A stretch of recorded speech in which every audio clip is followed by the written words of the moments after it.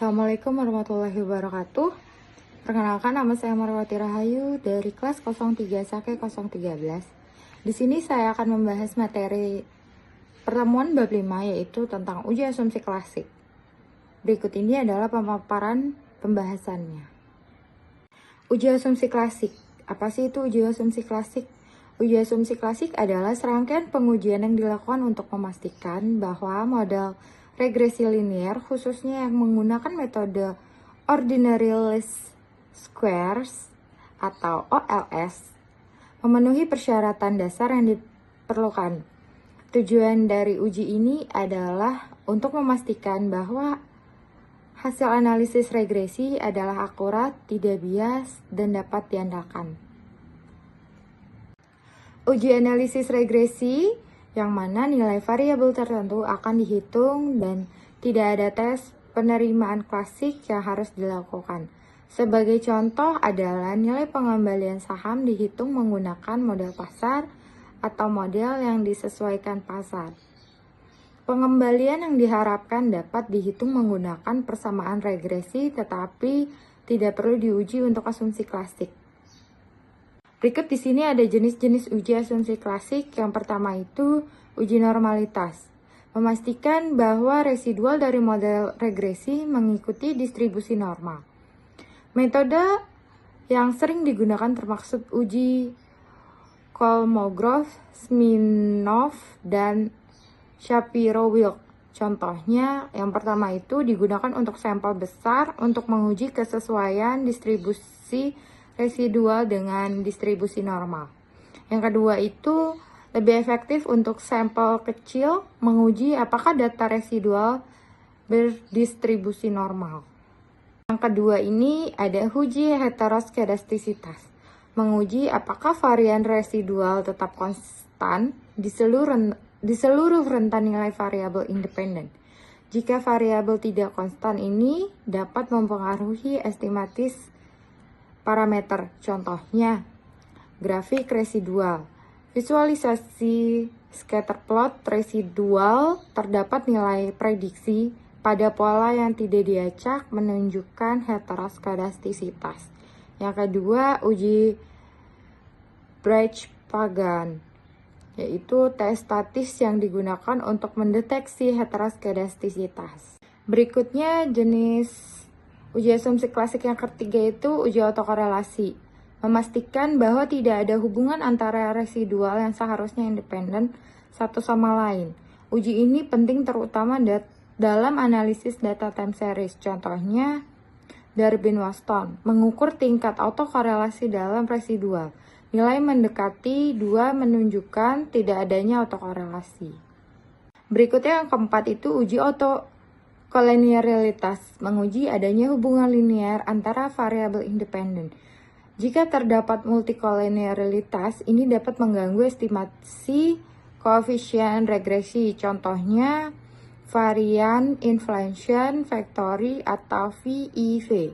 Mengukur seberapa banyak varian dari estimasi koefisien meningkat karena multikolinearitas. Nilai VEV di atas 10 menunjukkan masalah multikolinearitas. Ujian terakhir yaitu uji pendukung terakhir selain dari ketiga uji asumsi klasik adalah uji linearitas. Uji linearitas bertujuan untuk mengetahui apakah dua variabel mempunyai hubungan yang linear atau tidak secara signifikan. Contohnya, plot scatter diagram memvisualisasikan hubungan antara variabel. Jika titik-titik membentuk pola linear, maka asumsi linearitas terpenuhi. Fungsi dari uji asumsi klasik. Fungsi utama dari uji asumsi klasik adalah untuk memastikan bahwa model regresi mencerminkan hubungan yang ada antara variabel-variabel yang dianalisis dengan akurat. Dengan melakukan uji ini, peneliti dapat memastikan dan mengkoreksi potensi masalah yang dapat mempengaruhi hasil analisis seperti heteroskedastisitas dan autokorelasi. Uji asumsi klasik membantu menghasilkan model yang lebih kredibel dan tepat sasaran.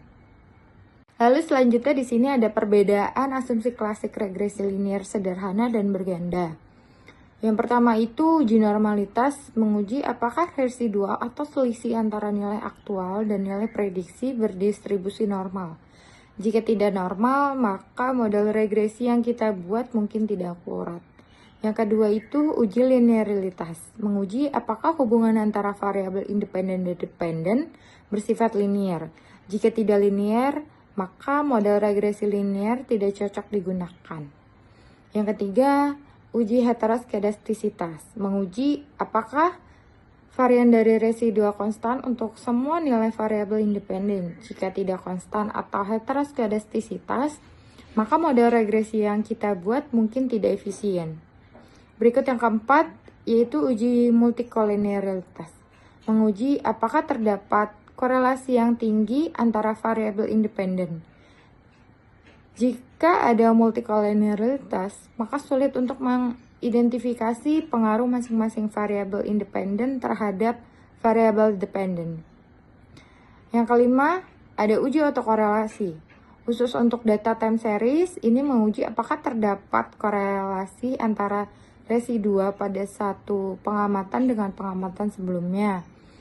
Jika ada autokorelasi, maka model regresi yang kita buat mungkin tidak efisien. Lalu selanjutnya, apa sih tujuan dari uji asumsi klasik?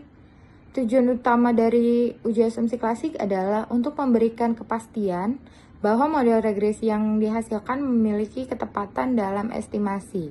Tidak bias, tidak konstan. Hal ini sangat penting dalam penelitian kuantitatif untuk memastikan validitas hasil analisis. Dengan memenuhi syarat-syarat ini, peneliti dapat lebih yakin bahwa kesimpulan yang diambil dari data adalah akurat. Lalu, seberapa pentingnya sih uji asumsi klasik? Uji asumsi klasik sangat penting dalam analisis regresi karena memastikan bahwa model yang digunakan valid dan dapat diandalkan. Dengan memenuhi asumsi-asumsi tersebut, kita dapat menghasilkan estimasi yang akurat dan membantu kesimpulan yang tepat dari data. Pelanggaran terhadap asumsi ini dapat menyebabkan bias dalam hasil, mengurangi keandalan model, dan berpotensi menyesatkan pengembalian keputusan. Oleh karena itu, melakukan uji asumsi klasik adalah langkah krusial dalam setiap analisis regresi. Jadi, kesimpulan pada bab 5 kali ini tentang uji asumsi klasik adalah uji asumsi klasik adalah langkah krusial dalam analisis regresi linear. Dengan melakukan uji ini, peneliti dapat memastikan bahwa model yang dibangun valid dan hasil analisis dapat diandalkan untuk mengambil keputusan.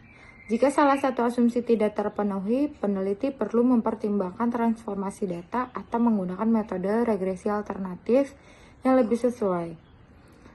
Materi ini dapat digunakan sebagai dasar presentasi mengenai uji asumsi klasik dalam regresi linear, dengan fokus pada definisi, pengujian, dan pentingnya setiap asumsi dalam analisis regresi. Baik, itu saja pemaparan materi yang saya sampaikan. Jika ada salah kata atau kalimat yang tidak jelas, mohon dimaafkan. Terima kasih. Wassalamualaikum warahmatullahi wabarakatuh.